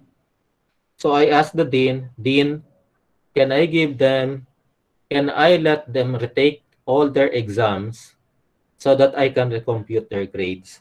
And the dean answered yes. Love is kind, okay? But love is also just, okay? Katarungan, hindi ka basta-basta magbibigay lang nang hindi naman ito when it is not earned. You get what I mean? You get what I am trying to say? Because it is not love. It isn't love when you give a grade that is not deserved, that is not reflective of the actual output of the student. It isn't love, okay? Maybe it is maybe it is self-serving. Sa tingin ko that is self-serving for the professor, that the professor gives a very high grade even if the students do not deserve it. Simply because ano ang motivation ng teacher? To be popular to students, to be an awardee for to be a Magis awardee, so that the students will give him or her a very high evaluation, that is not love. That is self-serving. Okay. It does not boast. It doesn't mean that you're not going to speak about your accomplishment, or you are not going to acknowledge your talents. It is the humility to recognize that God has given you talent. Okay? It is not being proud. It is it is the it is the acceptance and the surrender that for as long as God gives you this capacity to do that and we do these things, it is not coming from you, that this is the grace of God at work in you, at work in you. And that anytime God can take it away from you. And you cannot say, and you cannot tell God, you're unfair. In the first place, hindi natin naman deserve yun eh. When God took away my golden tongue, I was so hurt. I thought I was worthless, that this is the end of my career.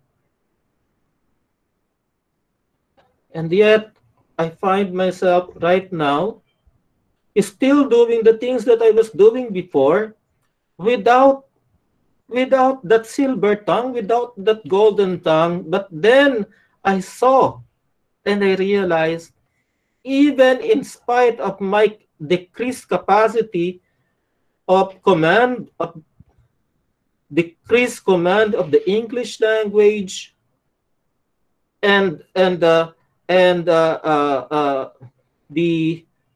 my difficulty in forming words in my mouth, even in spite of that, God is still making me effective because I am using whatever was left. Nakukuha niyo ba yung ibig niyong sabihin? Yes, sir. That's love. That I am doing things, we are doing things out of love. Kung tinanggal sa iyo ng Diyos yung kakayahan mo na yon, gamitin mo yung natira. Okay? Gamitin mo yung natira o gamitin mo yung ipinalit. Gamitin mo yung natira, gamitin mo yung ipinalit, and do your best. Maximize it. The hurt that I had in my childhood, I use it to fuel my passion.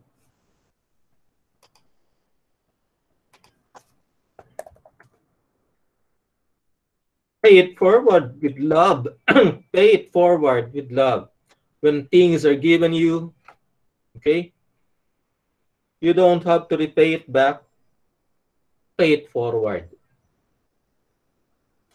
Let's create a mini miracle every day.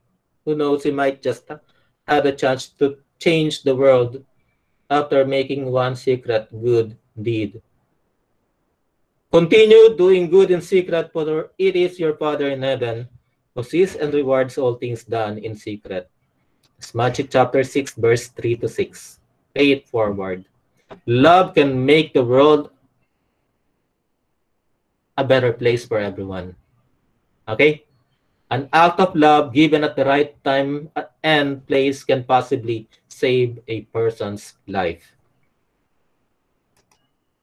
And when you became the recipient of love, see to it that you pay it forward, that you also be the giver of love. Freedom. Freedom consists not in doing what we like, but in having the right to do what we ought. Do not be beguiled by the idea of freedom. Freedom is not doing whatever it is that you want. That is not freedom. Hindi yan kalayaan.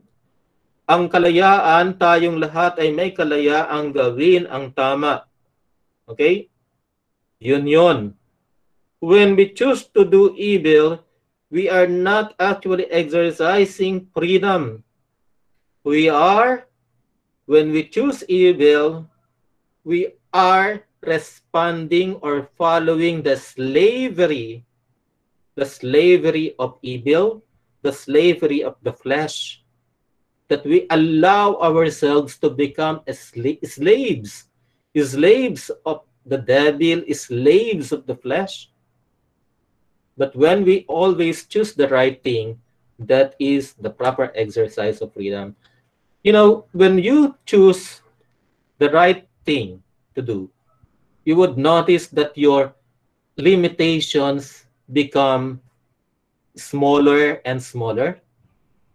That every time that you try to do things correctly, even if they are difficult, you would really you would realize that things that are beyond your reach before is now already part parcel of your circle of influence.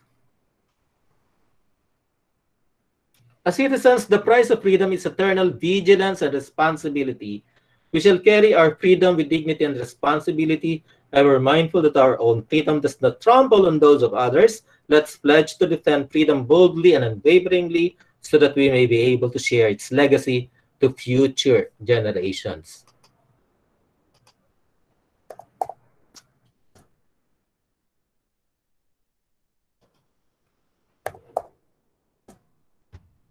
Peace.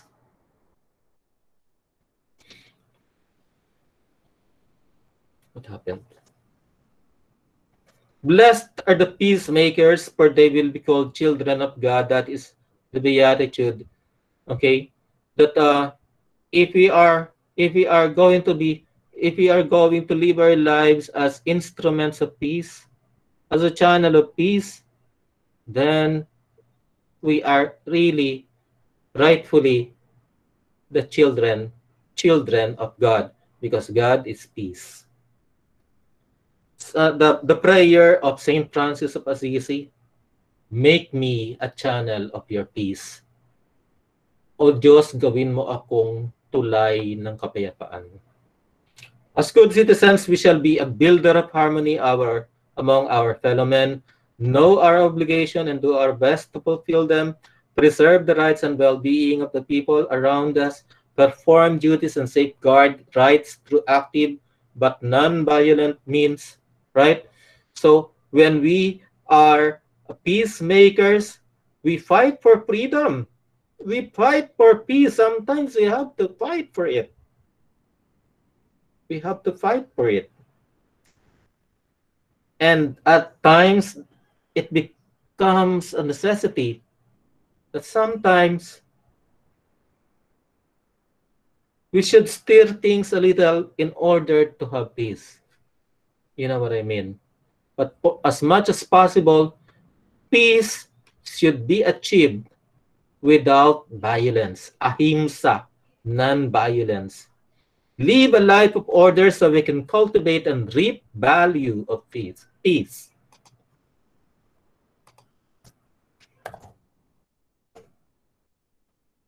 Then truth.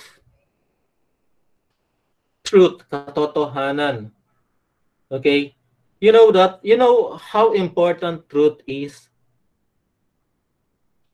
You know how important truth is? Truth is a quality of God. God is the God of truth. We are made, created in the image and likeness of God. And therefore, as image and likeness of God who is truth, we should also be the embodiment of truth. Okay? Embodiment of truth. Truth requires that we understand who we are. Okay? Truth requires that we have a a deeper understanding of all our motivations. Okay. We know why we are doing things. We know why we are motivated to do things. That we accept things in our lives that are beyond our capacity to change, and that we know and embrace those things in our lives that we have the capacity to change, and the wisdom to know the difference. Okay? Truth should be lived. Okay?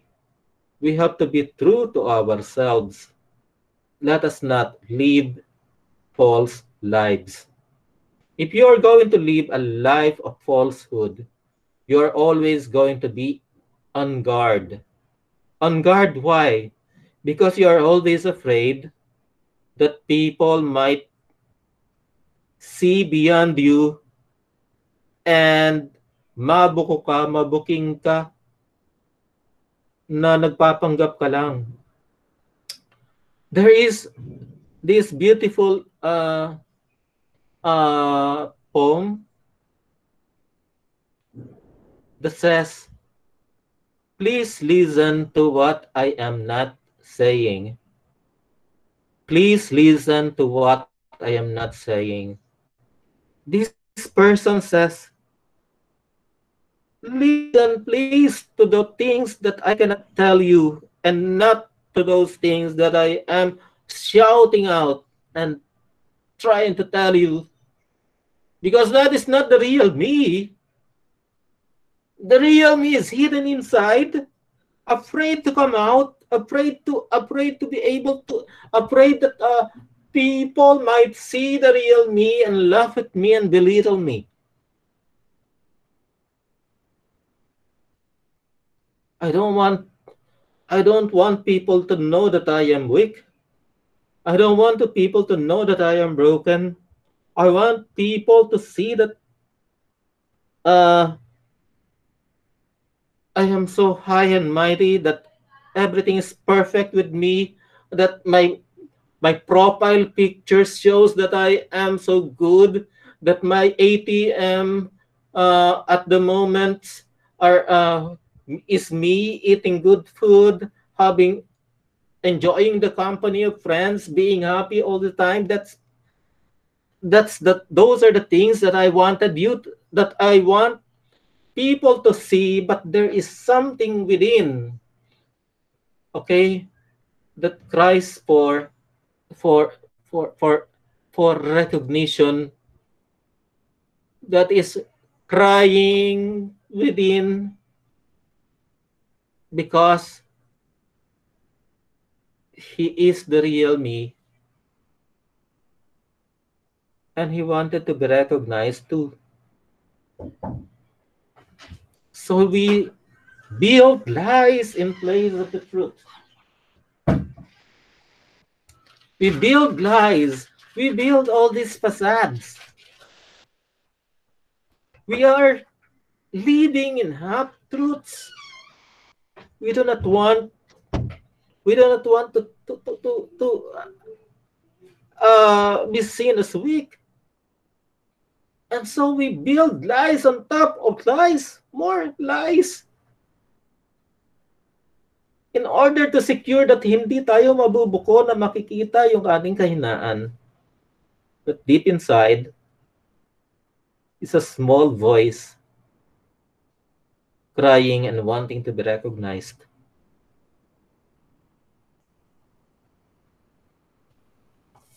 Please listen to what I am not saying.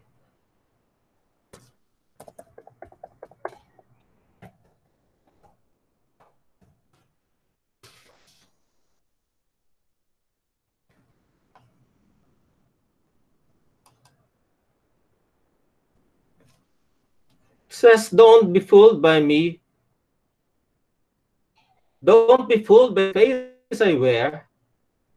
For I wear a mask, 1,000 masks. Masks that I am afraid to take off. And none of them is me. Pretending is an art that's second nature with me. Don't be fooled. For God's sake, don't be fooled. I give you the impression that I am secure, that all is sunny and unruffled with me within as well as without. That confidence is my name and coolness my game. That the waters come and I am in command, and that I need no one, but don't believe me. My surface may seem smooth, but my surface is my mask, ever varying and ever concealing. Beneath lies no complacence. Beneath lies confusion and fear and aloneness. But I hide this. I don't want anybody to know it. I panic at the thought of my weakness exposed. That's why I frantically create a mask to hide behind. A nonchalant, sophisticated facade to help me pretend, to shield me from the glance that knows. But such a glance is precisely my salvation, my only hope, and I know it. That is, if it's followed by acceptance, if it's followed by love, it's the only thing that can liberate me from myself, from my own self-built prison walls, from the barriers I so painstakingly erect. It's the only thing that will assure me of what I can't assure myself, that I'm really worth something. But I don't tell you this.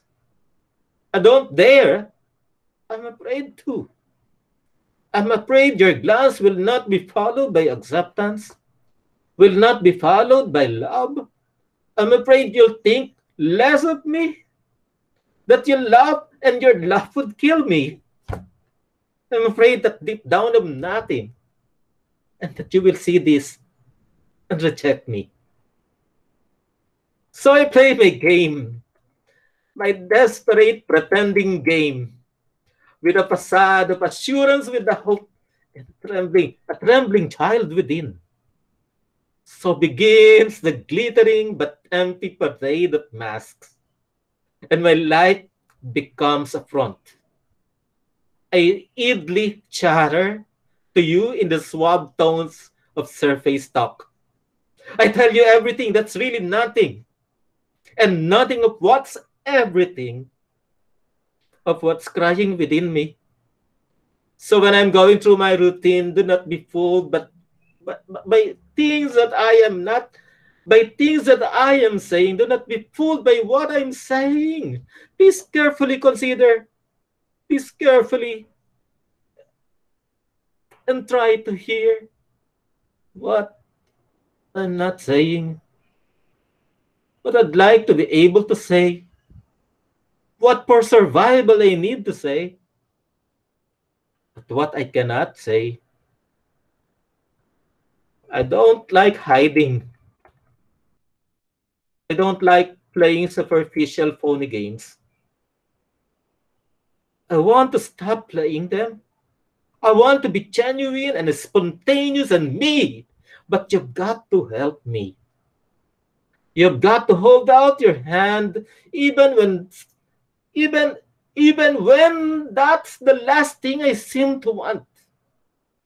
Only you can wipe my tears away from my eyes, the blank stare of the breathing dead.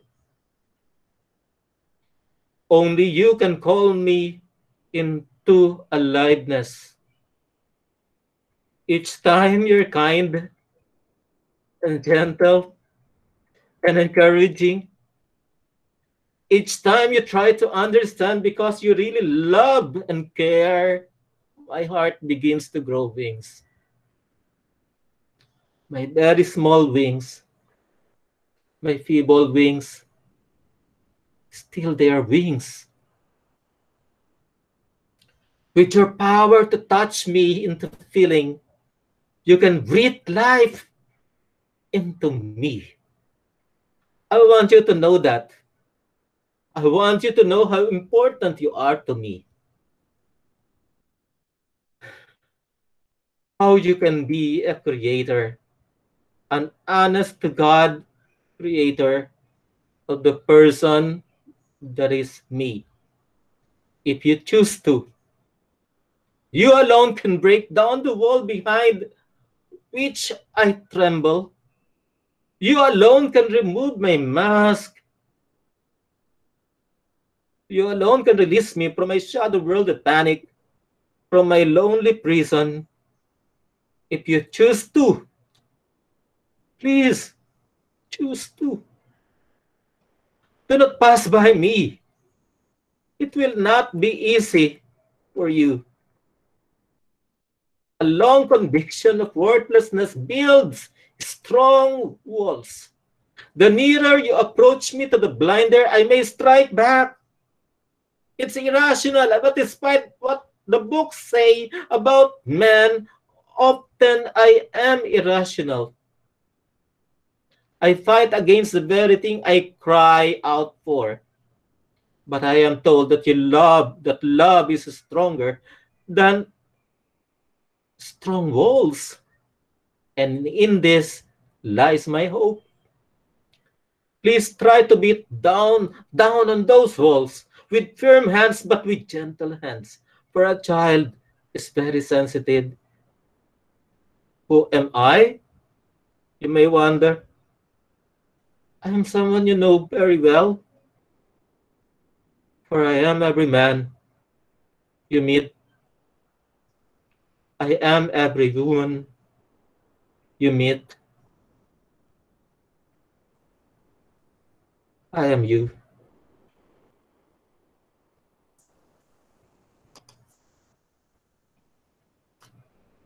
Please consider that. Please hear what I am not saying. Consider that. Read it again and again. And picture yourself and other people to be someone who is imprisoned within. Let us allow men, others, and ourselves to be able to take away all those masks that we put on ourselves so that we can live a life of truth.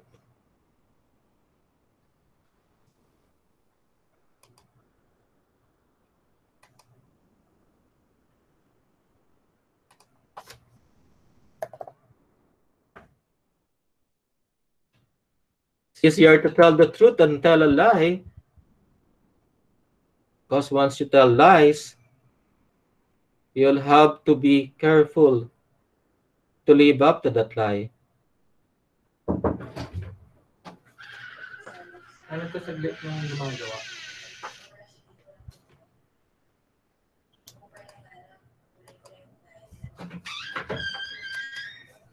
Guys, excuse sandali kailangan ko lang magpasweldo eh. Ha? Okay lang ba? Sandali lang. Okay po. Okay.